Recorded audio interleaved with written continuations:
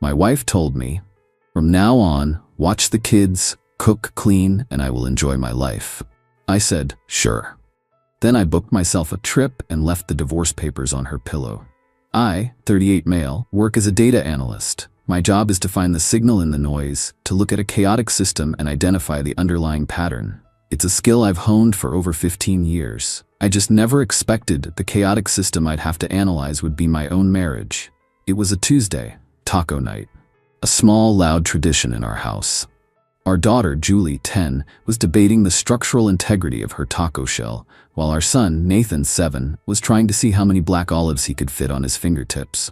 I was at the stove, browning the meat, the familiar smell filling our kitchen. It was normal.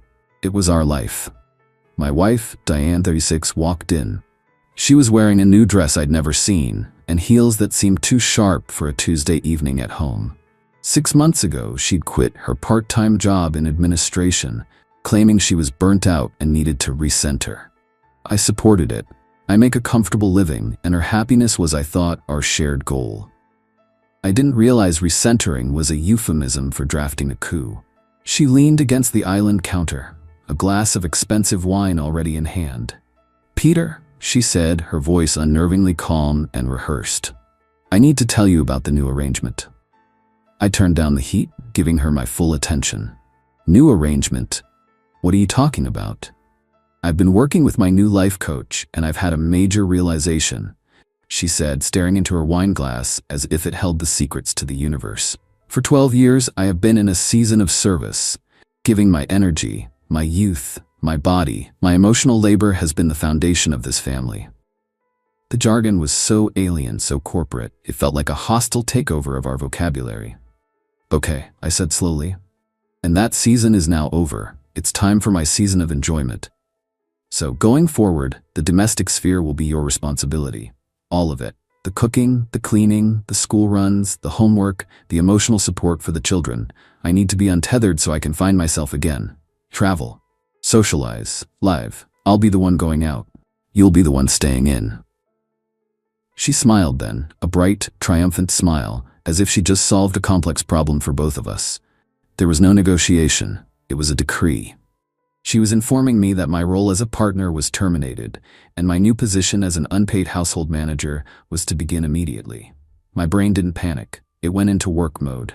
The variable had changed. The system was now unbalanced. A loud, emotional reaction would be pointless noise. It would be what she expected. It would give her control. I had to find the signal.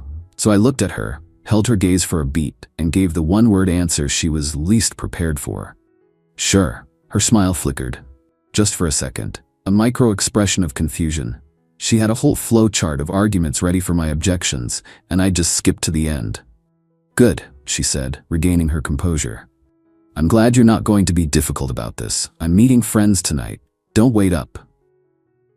She turned and clicked out of the room. I finished making dinner. I sat with my kids, and I was present. But my mind was already running simulations.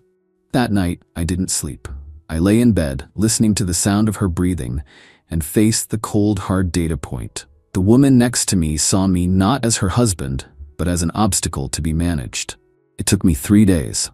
3 days of going to work, helping with homework, and pretending everything was normal while my internal processors ran hot. I researched divorce law in our state. I looked at our finances, the mortgage, the savings, my retirement, the credit cards. I saw with chilling clarity how intertwined we were, and how messy this would be. On the 3rd day, a Friday, I made a call and scheduled a consultation for the following Monday with a highly recommended family law attorney. The meeting was a 2-hour deep dive. I laid out the situation with the same dispassion I would use for a business presentation. My lawyer, a sharp woman named Miss Victoria, didn't focus on the emotion.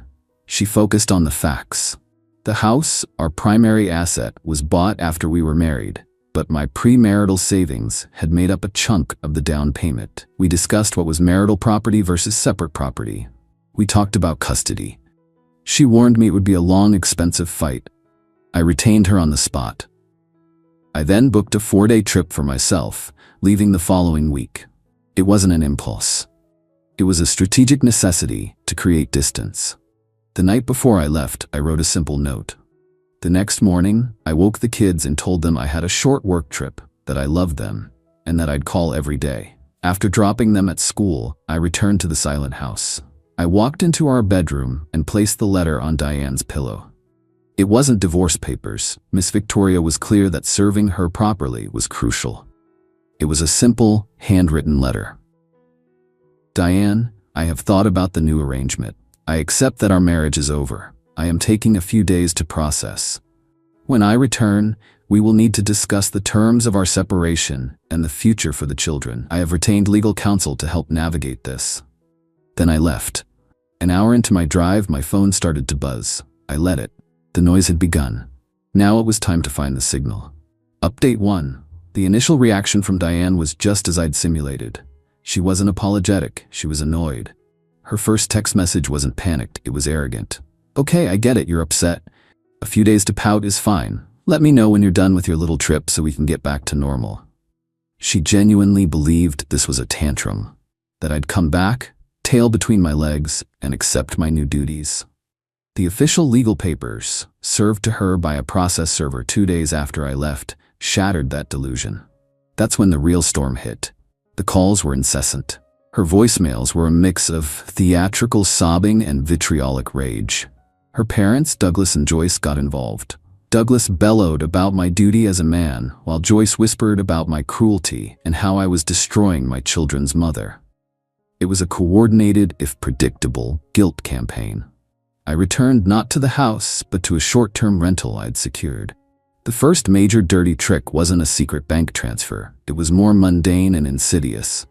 I got a fraud alert email from my credit card company. A charge for over $7,000 from a high-end designer boutique had been flagged.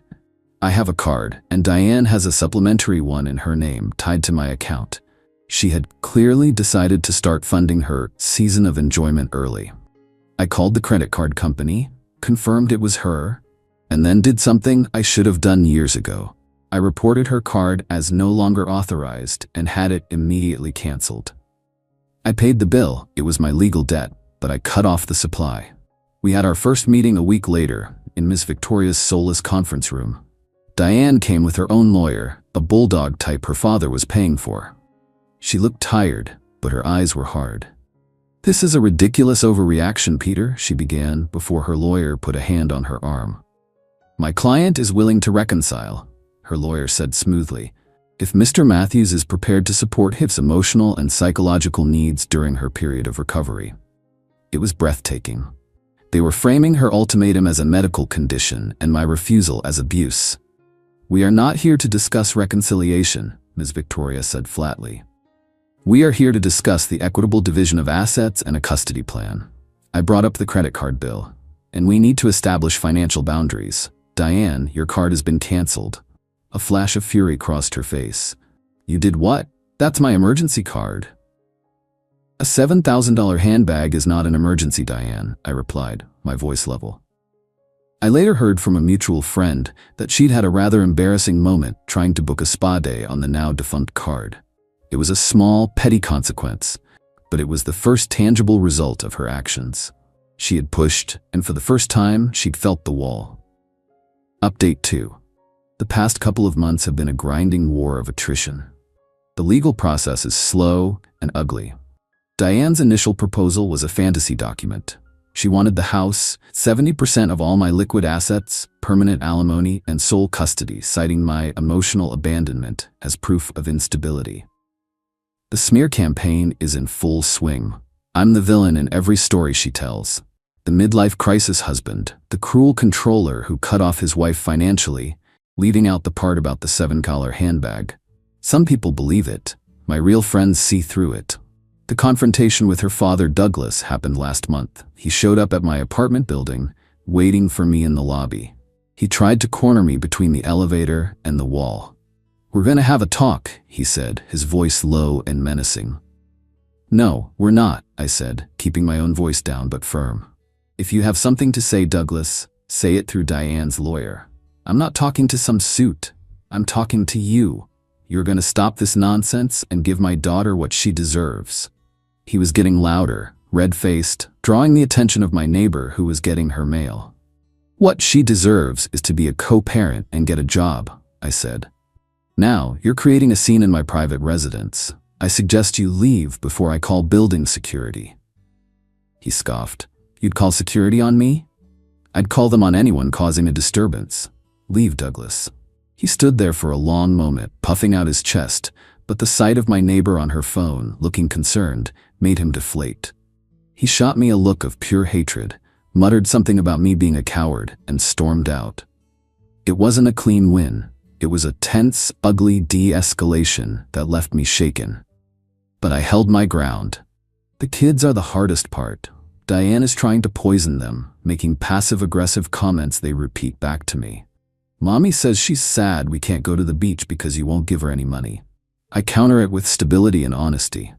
That's a grown-up issue, buddy. The money from selling the house will be split to make sure you have 2 great homes, one with me and one with Mom. And that's the main battlefield now.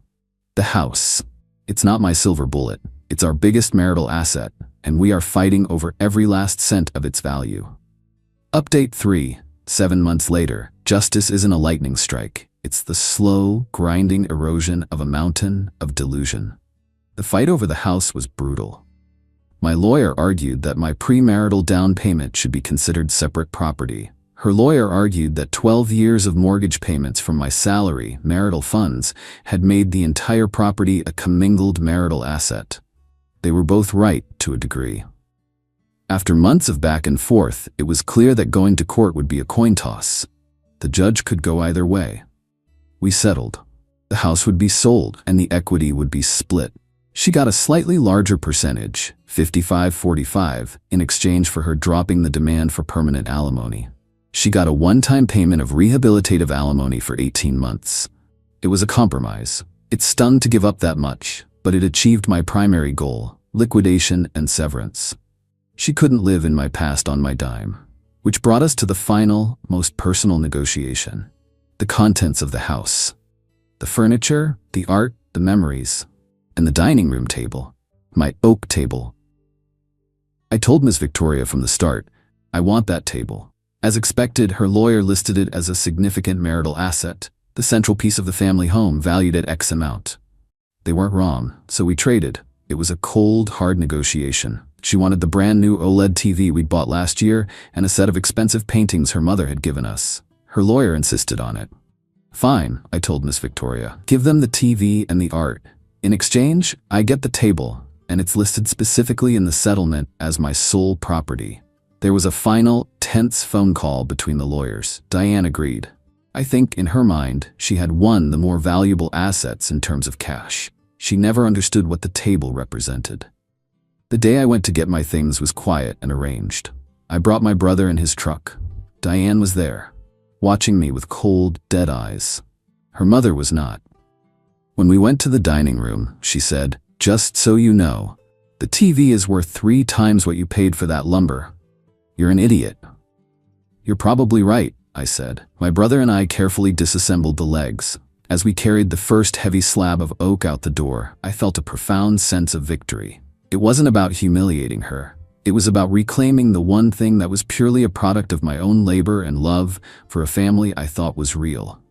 I had paid for it twice, once with lumber and sweat, and once more on the legal battlefield. That made it truly mine. Final update.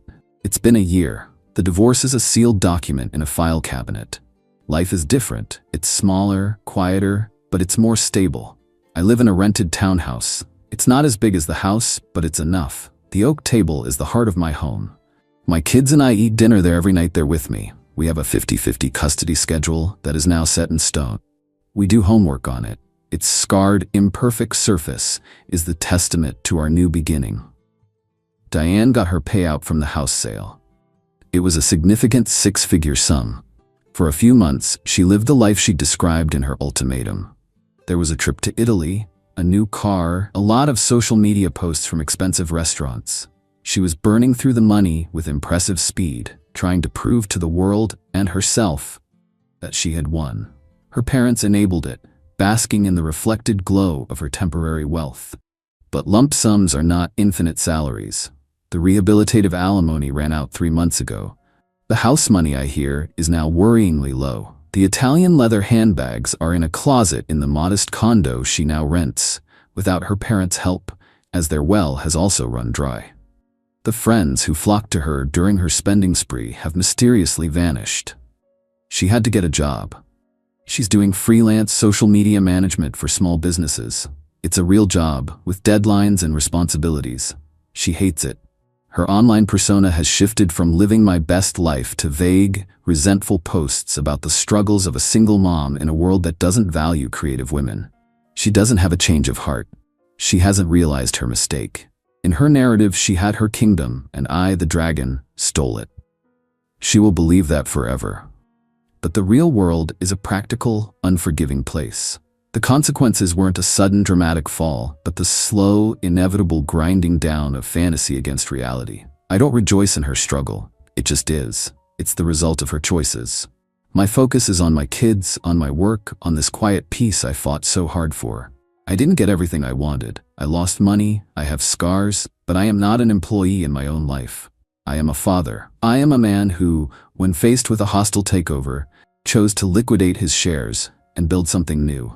Something smaller, but something real. And every night, when I sit at my table with my children, I know I made the right call.